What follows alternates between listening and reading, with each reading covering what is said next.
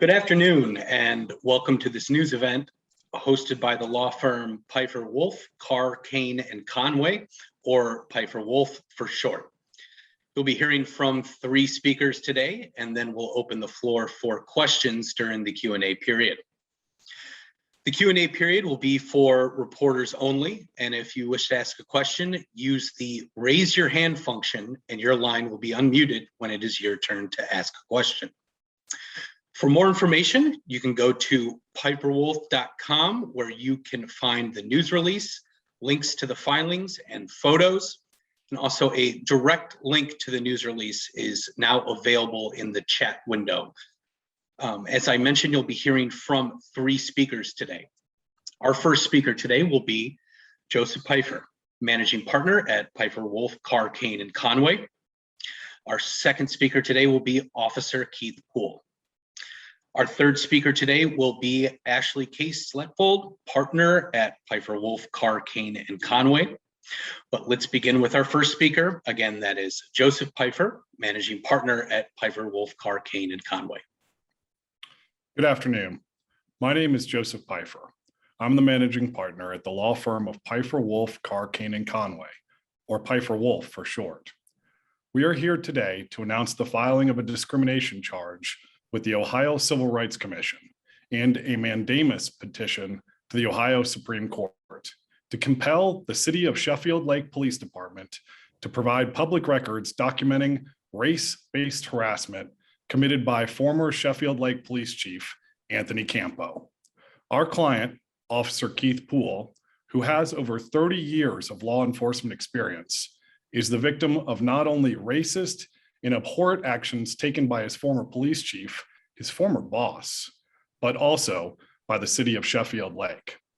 Shortly, you will hear directly from Officer Poole about what happened and about how he was targeted by the former police chief, including, but not limited to, an incident where the police chief attached a KKK sign to Officer Poole's jacket. If that wasn't bad enough, that the former police chief was engaged in rampant racist workplace harassment, now the city that hired him, Sheffield Lake, appears to be helping to cover it up. Racial harassment has no place in law enforcement, and we will ensure that the City of Sheffield Lake will face a reckoning for all of the despicable behavior conducted by its former police chief. Officer Poole is a dedicated public servant. Officer Poole is a dedicated public servant who has risked his life to protect and serve his community. He did not deserve to be racially targeted. He did not deserve to be humiliated, and he deserves the truth. It's time that the City of Sheffield Lake comes clean about the racist history of its former police chief and reckons with the effect it's had on the community and its employees. We have no idea how far this went, but I promise you this, we intend to find out. My partner, Ashlie Sletvold, will dive deeper into the details of this case after you hear directly from Officer Poole. Officer Poole is a hero, a true public servant.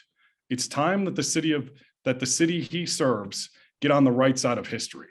And if they don't, we intend to make the City of Sheffield Lake do the right thing. That concludes my opening statement. I look forward to taking your questions in the Q&A period. Good afternoon. Again, that was Joe Peiffer, managing partner from Peiffer Wolf, Carr, Kane, and Conway. Let's begin with our second speaker today. Again, that is Officer Keith Poole. Keith, you can begin. Good afternoon. My name is Keith Poole, Officer Keith Poole. I've been in law enforcement for over 30 years. And I worked for the Sheffield Lake Police Department since September of 2020. And I am proud to be protecting my community. I am sure everyone has seen the video incident in July involving my former boss, the ex-police chief of Sheffield Lake, Anthony Campo. Even when we watch it now, I am in disbelief that this happened to me. It was so demeaning that in a moment, I just didn't know how to react to it. I felt like I'd been hit with a sledgehammer. Chief Campo thought putting the words Ku Klux Klan sign on my rain jacket, and then wearing the Ku Klux Klan hat was something of a joke. Even worse, he told other officers to go look at what he did to me. I would have rather than, at that point,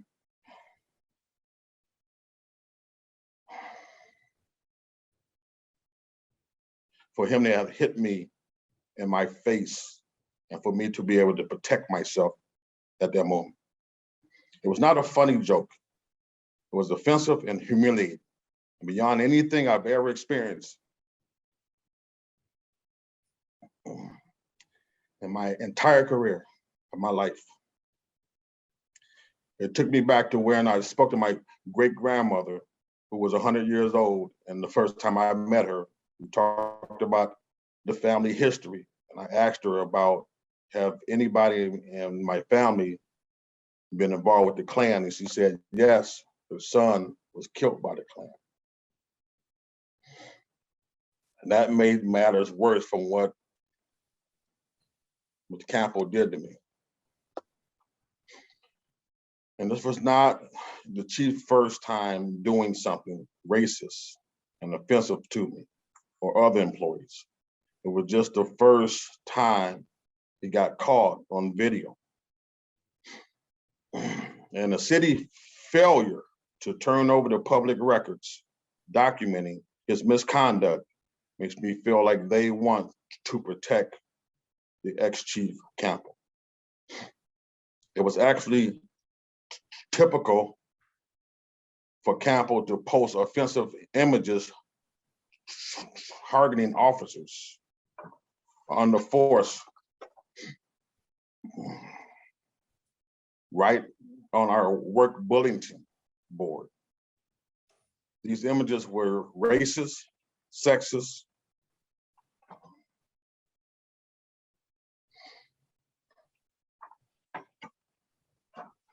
and totally offensive.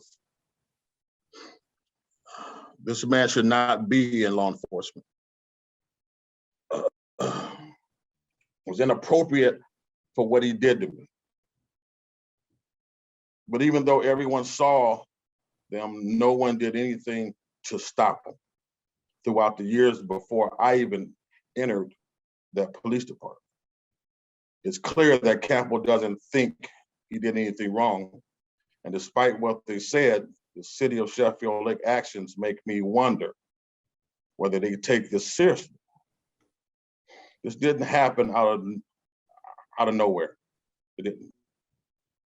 It wasn't Chief Campo's first time doing something racist, and it never should have gotten to the point that Chief Campo felt comfortable making a joke about the Ku Klux Klan in our workplace or in any place.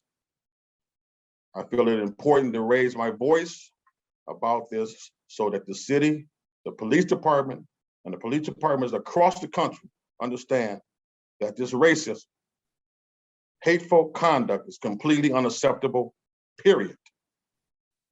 So that nothing like this will ever happen again. This is the end of my statement. Thank you. And again, that was Officer Keith Poole.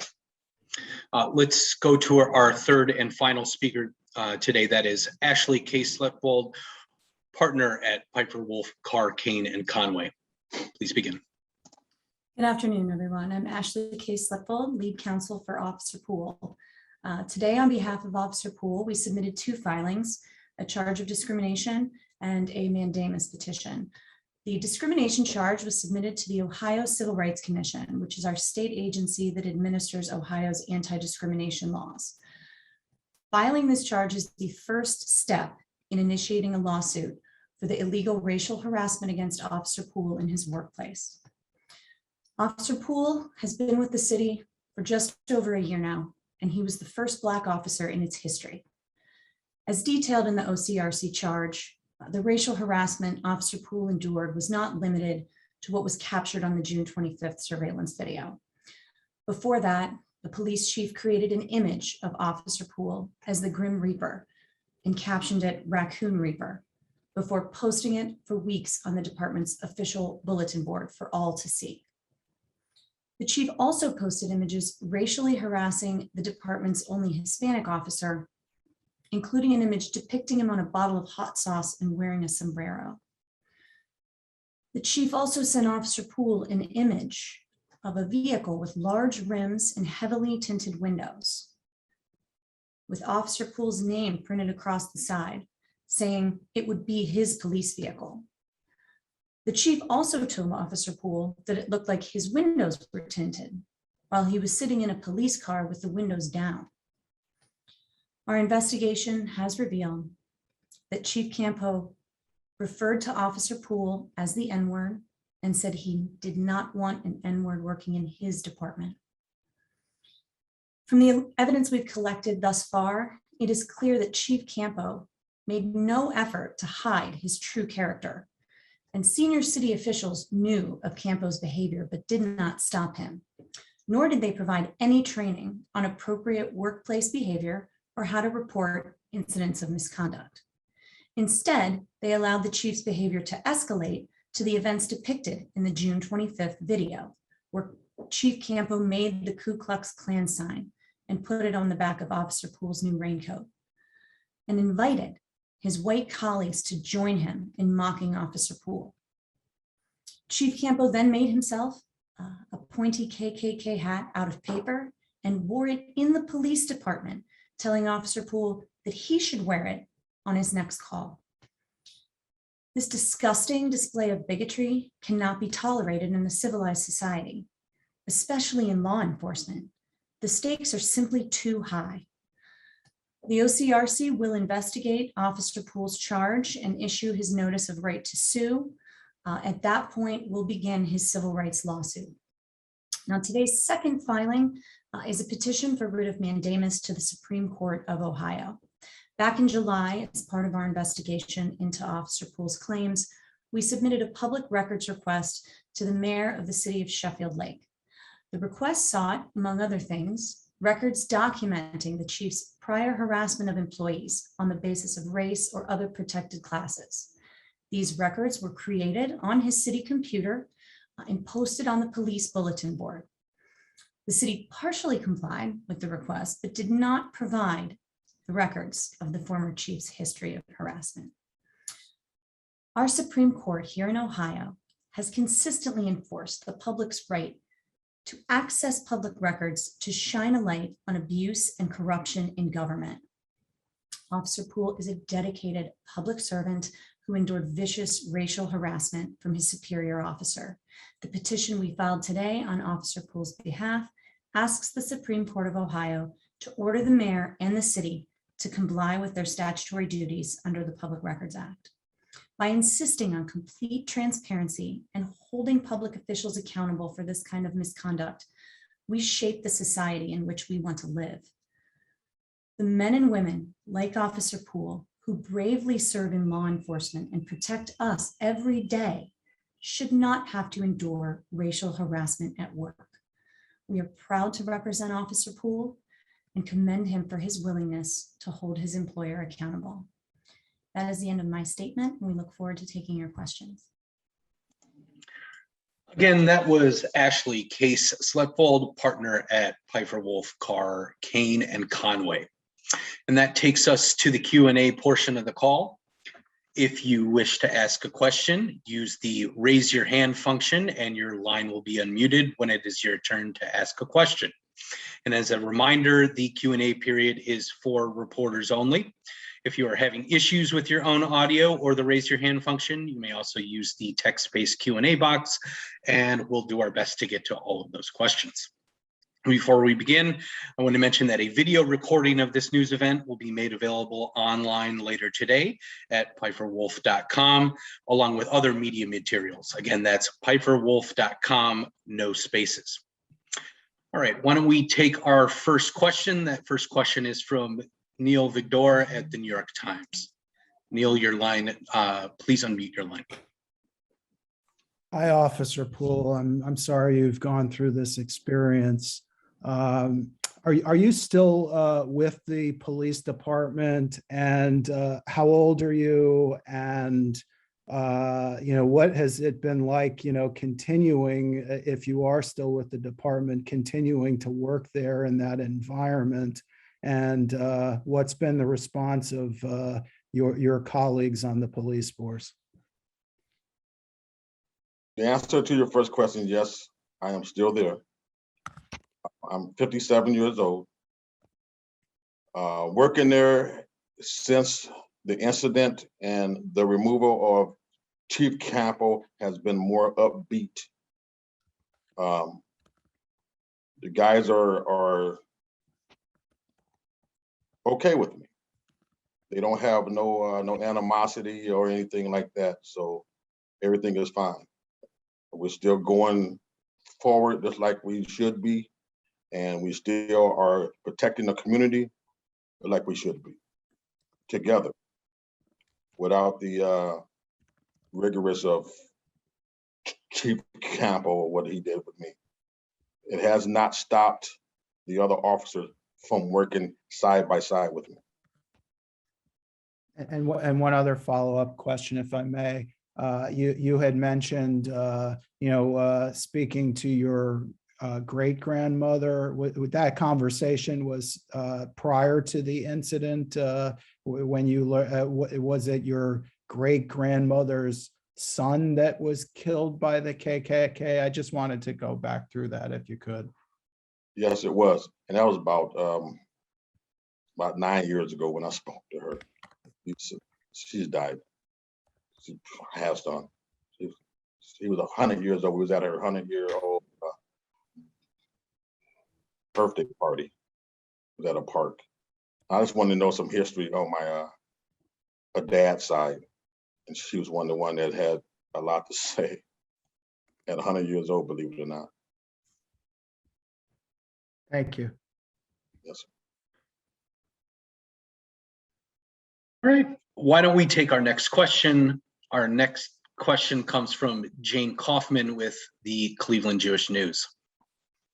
Good afternoon. Thank you again for inviting me to this conference. I'm honored to be part of this, and I appreciate it. Officer Poole, I want to ask you a question, and then I have a question regarding the complaint that was filed. First, I wanted to ask you what your hope is by taking part. I'm sorry, you cut out. Jane, I think you might have muted yourself accidentally. Thank you. I'm sorry. I wanted to ask you what your hope is regarding these actions, Officer Poole, and then I have a follow-up question.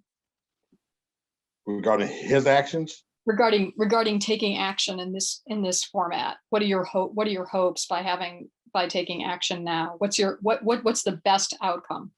Recognition that this cannot continue in the workforce, especially with Black officers like myself who try and pride themselves into being a community person. All I want to do is help people. That's what my job was designed to do, was to help people. I don't care what color they are, what nationality they are, or who they are. I take pride in making people happy, helping people. So if we can continue to do that, if every agency would take that mentality to try to help more people instead of hurting them, then we'll be a better world. Actually, if I try to be proactive more than reactive, and that's my job. I love helping people.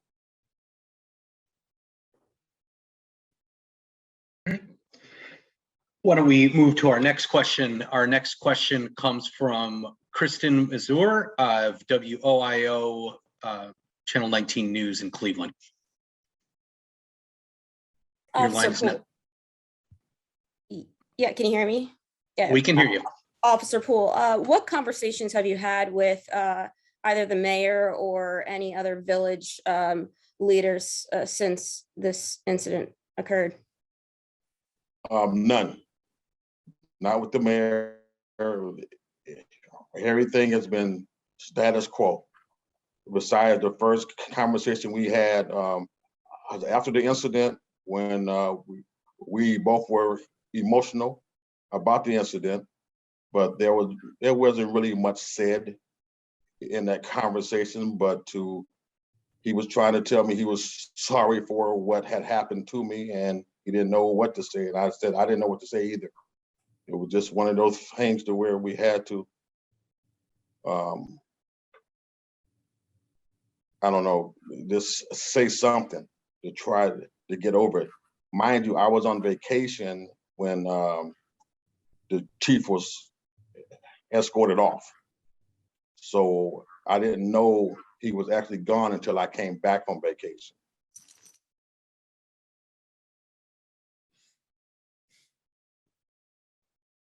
Great. Thank you very much. All right. Our next question comes from WEWS News Channel 5 in Cleveland. Please unmute your microphone. Hello, Officer Poole again. So sorry about what happened to you. I do have a question. Has the former chief reached out to you or showed any remorse since the incident? And has there been any conversation since the incident? Absolutely not. He has not reached out to me or anybody at the department. He has not said he was sorry.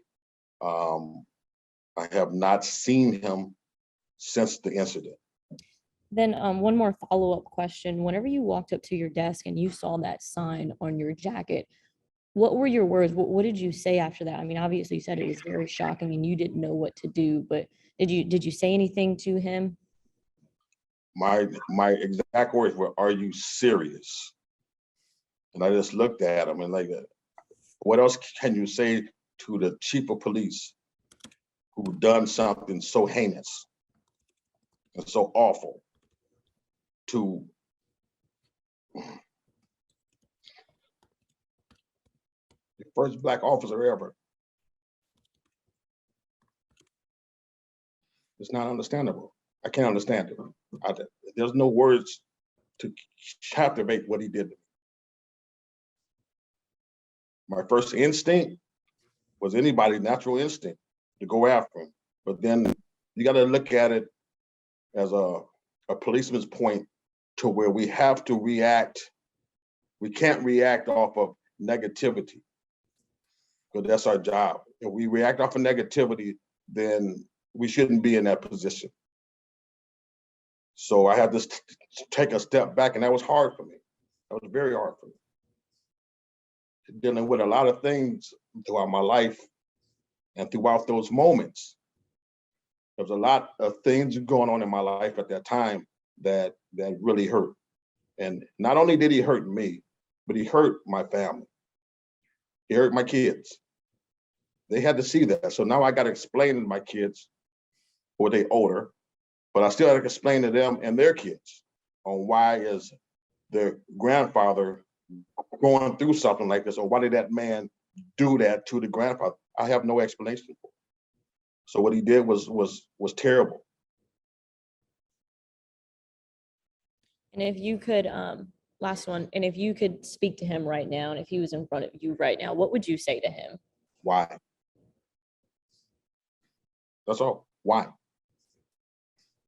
And why me? Thank you so much. Why don't we take our next question? Our next question comes from Sarah Shookman with WKYC TV in Cleveland. Sarah, please unmute yourself. Officer Poole, thank you very much for speaking with us today and sharing your story. I know you mentioned you have a 30-year career in law enforcement. Can you tell us some of the other departments you've worked with, and if you've ever experienced racism like this in those other departments? I first got out of the academy in 2002. I started working in LaGrange, Ohio, which is predominantly all white. They welcomed me with open arms. Never had an issue with them. I worked for them for 6 months. After the 6 months, I started working at Sheffield Village Police Department. Since then, I was working at Grafton police department. So these are the departments, not only did I apply, but it's because they asked me to apply. The chiefs there reached out to me and said, we heard of your work ethics and what you do, and we would like you to come work for us. And I did that as part-time. Sletvold Village, I was full-time for 18 years. Never had a problem.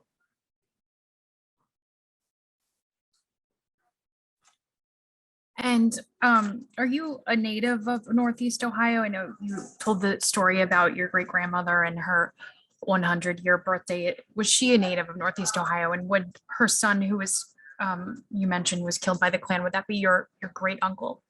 Yeah, I believe my great grandmother was from Alabama. I'm from Lorain, Ohio. So yes, I've been here all my life. Thank you. Keith, why don't you describe why you made the move from the village over to the city of Sheffield Lake? Due to issues with retirement, over in Sheffield Village, they have a retirement age of 65 and you have to leave. I was short of 2 years of my retirement, and the ordinance that they have could not be changed. So I switched over to Sheffield Lake, who does not have an ordinance. And they welcomed me in to make sure that I receive my retirement.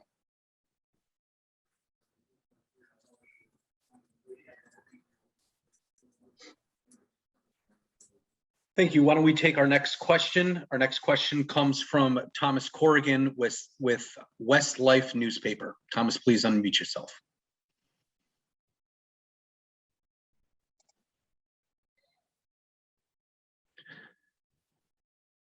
Thomas, are you able to unmute yourself?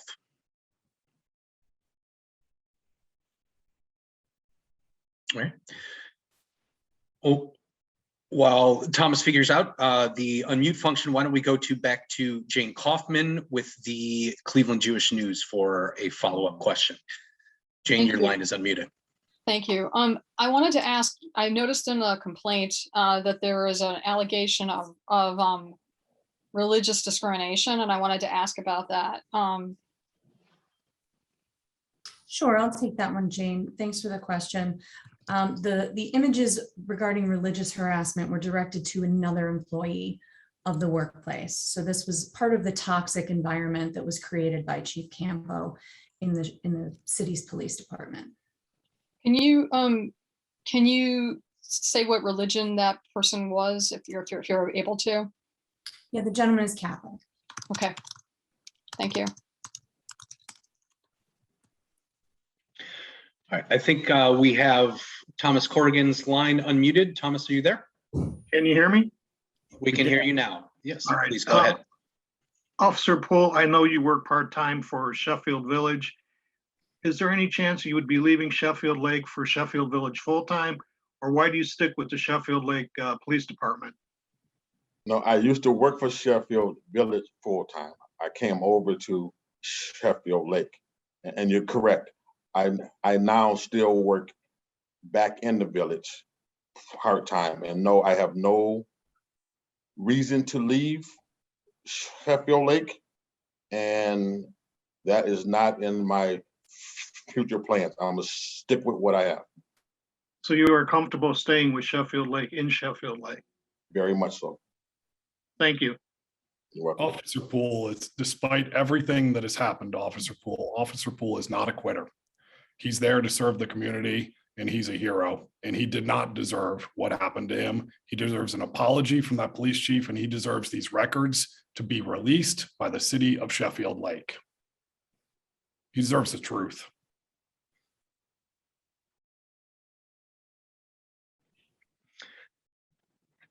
All right, let's go to our next question. We have a follow-up question from Sarah Shookman with WKYC TV in Cleveland. Sarah, please begin. Yes, Officer Poole, this might be a question for your attorneys to answer, but about the request that you say was only partially filled.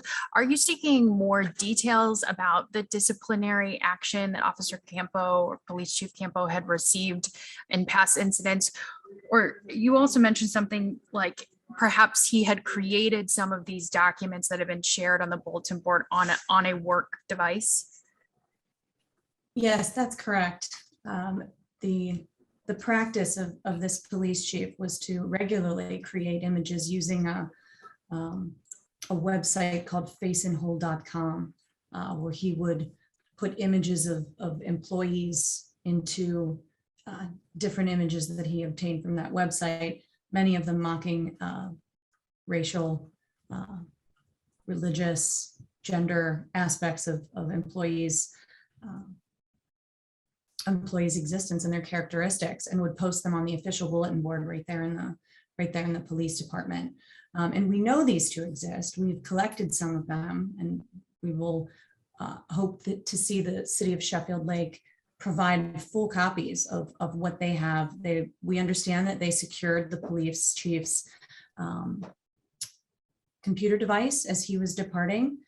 He was placed on administrative leave and then permitted to retire / resign rather than be terminated. So we understand they secured that computer and have accessed it. And so we're continuing to wait for the balance of the records that need to be provided. Part of what they provided was the videos of the incident, Chief Campo's personnel file, et cetera, some of the most basic things, but we've not seen the evidence that we believe to exist regarding the past history of harassment. And this photo that is shared that's labeled Tapatio, is this an example of this faceinthewhole.com? Yes, similarly with the Raccoon Reaper image of Officer Poole that's in the filings. Again, that's a face in whole creation by Chief Campo. Thank you. Okay. Before we go back to additional follow-up questions, let's take a new question from Matthew Richmond with IdeaStream Public Media. Matthew, your microphone is still muted. If you wouldn't mind unmuting yourself. Sure. Thanks for taking my question. I'm wondering if any of these other past incidents have resulted in complaints that ended up in former Chief Campo's file? Not from the records that I've seen. It seems that this was simply his regular workplace behavior. And we also understand that at some point he had implemented a policy that officers were not allowed to speak to anyone other than him in terms of raising complaints. So there was some general concern about retaliation throughout the department, given the way he had behaved in the past.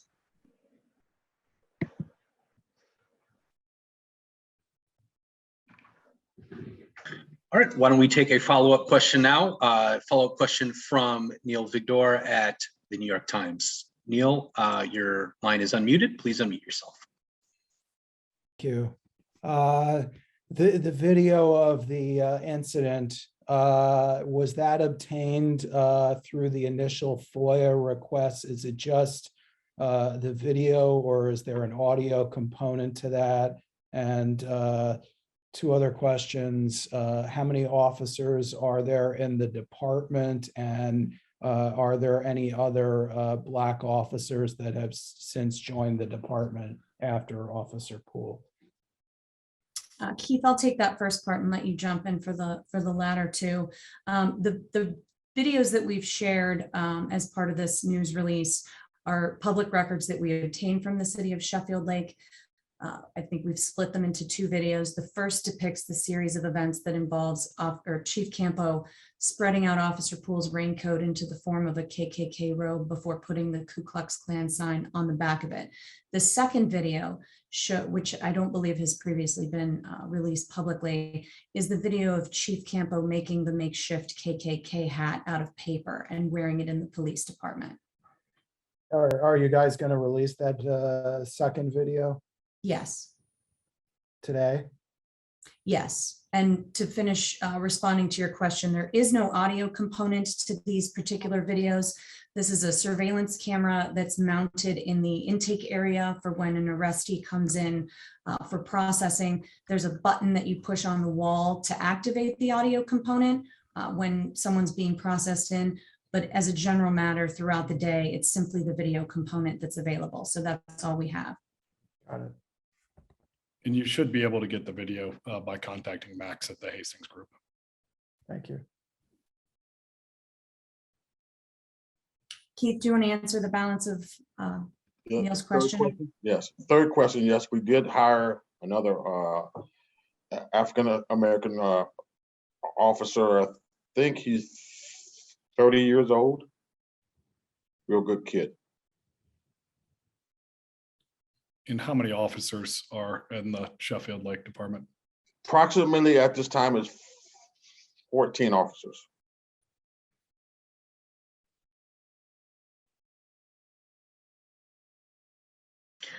Well, we want to make sure that reporters on the line have a chance to pose questions, especially while we have everyone here on the line. If you wish to ask a question, as a reminder, you can use the raise your hand function and your line will be unmuted when it is your turn to ask a question. Again, the Q&A period is for reporters only. And if you're having issues with your audio or raise your hand function, you can also use the text-based Q&A box at the bottom, and we'll try to get to all of the questions. All right, looking back through our list here, it doesn't seem that we have any additional questions at this time. But we want to make sure you know where to get more information following today's news conference. To connect with any of the speakers that you've heard from today, or to get more information, including the video, as Joseph mentioned, you can contact Max Carlin at 216-225-6765. Again, that's Max Carlin at 216-225-6765. His contact details are also included in the news release. A recording of this news event and photos of the related media materials, as well as the related media materials, will be available online at peifferwolf.com. They're there now. I want to thank everyone for joining this news event. Again, it was hosted by the law firm Peiffer, Wolf, Carr, Kane, and Conway.